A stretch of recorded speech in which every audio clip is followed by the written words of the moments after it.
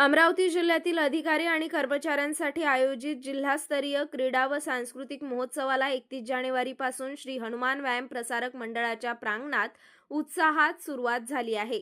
मुख्य कार्यकारी अधिकारी संचिता मोहपात्रा यांच्या हस्ते कबड्डी मैदानाचे पूजन करून उद्घाटन करण्यात आले।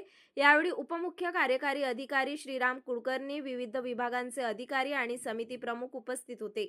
3 दिवस चालणाऱ्या या महोत्सवात तब्बल 3000 अधिकारी आणि कर्मचारी सहभागी झाले असून खेळासोबतच सांस्कृतिक कार्यक्रमाचाही रंगतदार समावेश करण्यात आला आहे।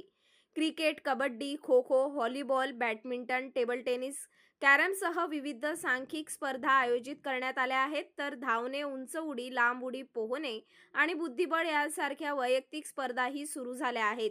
कबड्डीचे सामने पारंपरिक मातीच्या मैदानावर खेळवले जात असून क्रिकेट सामने शहरातील वेगवेगळ्या मैदानांवर होत आहेत। दरम्यान संगीत सूर्य केशवराव भोसले सभागृहात सांस्कृतिक कार्यक्रमांना सायंकाळी मोठ्या संख्येने उपस्थिती लाभत आहे। दैनंदिन कामातून अधिकारी व कर्मचाऱ्यांना थोडी विश्रांती आणि नवचैतन्य देणारा हा महोत्सव 2 फेब्रुवारी रोजी बक्षीस वितरण समारंभाने समारोपला जाणार आहे।